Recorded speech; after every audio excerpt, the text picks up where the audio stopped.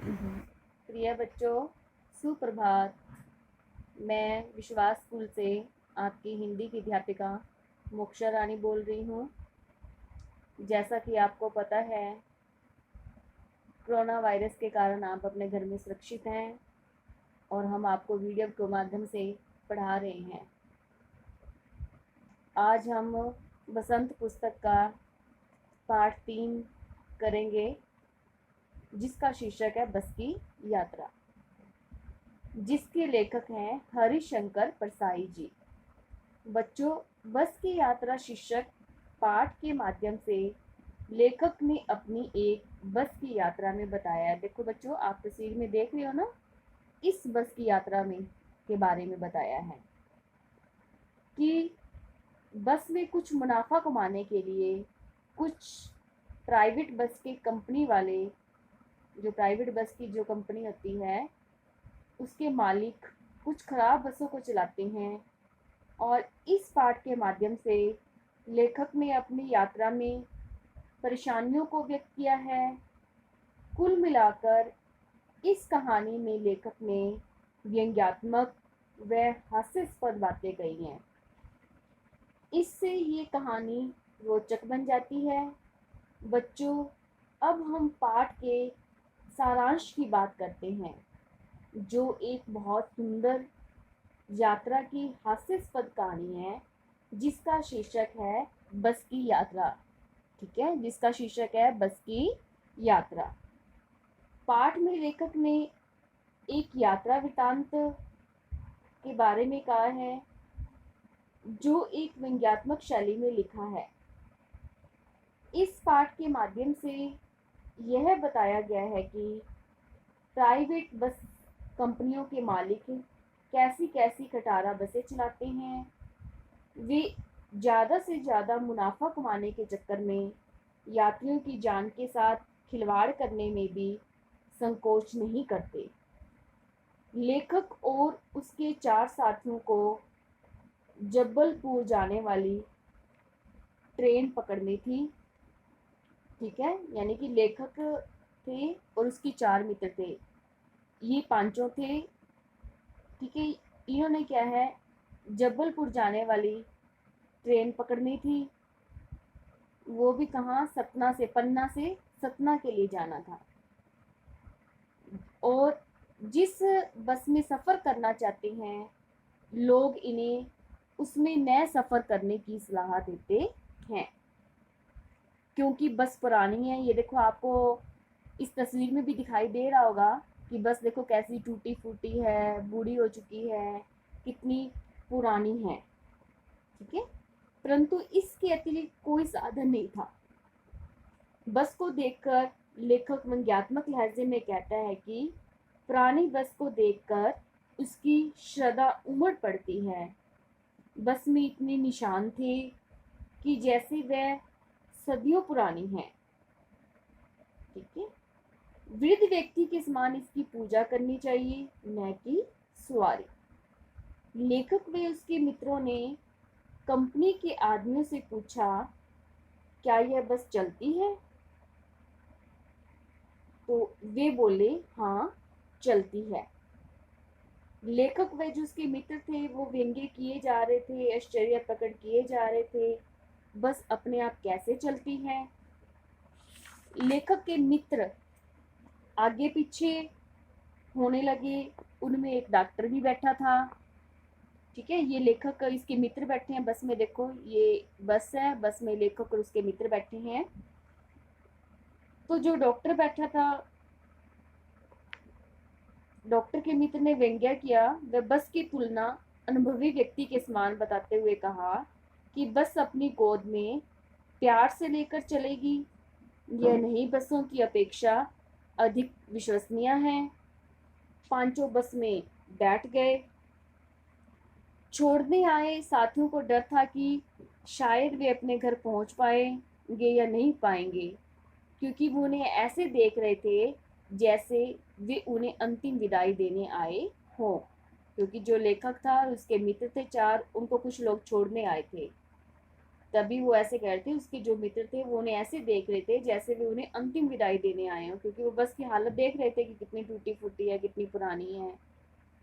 आंखों ही आंखों में भी उनसे इस प्रकार बातें कर रही हो जैसे कोई व्यक्ति किसी के मरने पर करता है, जो जन्मा है वह मरेगा, बस मरने का एक बहाना चाहिए।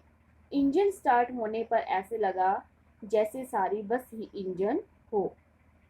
बस में जो बचे हुए कांचों से उन्हें बचना पड़ा, इसलिए वे खिड़की से दूर बैठ गए। मीन्स खिड़की के पास नहीं बैठे कि बस हिलेगी इधर उधर और उसके शीशे टूट जाएंगे और वो कहीं उन्हें चुभ ना जाए। जो बस थी, लेखक कहता है कि बस वास्तव में ऐसे चल रही थी, उसकी चाल और पुराने ढांचों से ऐसा प्रतीत हो रहा था कि वह गांधी जी के असहयोग और सविनय विज्ञान आंदोलन के समय अवश्य नहीं रही होगी। यानी कि जब गांधी जी ने ये असहयोग आंदोलन चलाया था, सविनय विज्ञान आंदोलन चलाया था, तो उनको ऐसे लग रहा था ये गांधी जी के समय की बस है, तब ये बस क्या है, बहुत नहीं होगी। फिर कहते हैं कि बस की इतनी टूटी फूटी थी कि कभी लगता है कि सीट पीछे है और बस की बॉडी आगे चल रही है, किंतु थोड़ी ही देर में ऐसा लगने लगा कि हमें ये समझ नहीं आया कि सीट पर हम थे या हमारे ऊपर सीट थी। कि जब वो लेखक और उसके मित्र बैठे थे तो उनको समझ में नहीं आ रहा था। वो कह रहे हैं कि सीट पर हम बैठे हैं या क्या सीट हमारे ऊपर बैठी है। फिर लेखक बताता है कि अब बस की गति क्या है, 15-20 मील हो गई थी। मुझे उसके किसी भी हिस्से पर भरोसा नहीं था। ऐसा लगता है कि ब्रेक फेल हो सकते हैं या स्टीयरिंग टूट सकता है। बाहर के प्राकृतिक दृश्य बहुत अच्छे लग रहे थे। दोनों तरफ हरे भरे पेड़ों पर पक्षी बैठे थे और प्रत्येक पेड़ को मैं अपना दुश्मन समझ रहा था, मानो इससे अभी बस टकराएगी। जब झील दिखाई देती तो ऐसा लगता कि बस इसी में गोता खाएगी। फिर लेखक कहता है कि मंद मंद चांदनी में पेड़ों की छाया के नीचे बस की स्थिति बड़ी दयनीय लग रही थी। ऐसा लग रहा था मानो कोई वृद्ध थककर विश्राम कर रहा हो। हमें इस बात का दुख था कि जिस पर बैठकर हम चले आ रहे हैं, यदि यहीं पर इसके प्राणों का अंत हो गया, अर्थात यहीं पर ये खराब हो गई, तो इस सुनसान में इनकी अंत्येष्टि कौन करेगा। अंत्येष्टि मीन्स इसका दाह कर्म कौन करेगा। ठीक है, अंत्येष्टि कौन करेगा मीन्स इसका दाह कर्म। इस सुनसान में ही इसको छोड़कर आगे बढ़ता होगा। धीरे धीरे वह वृद्धा बस क्षीण होती जा रही थी। ऐसा लग रहा था मानो वह चांदनी में रेंगकर रास्ता ढूंढ रही हो।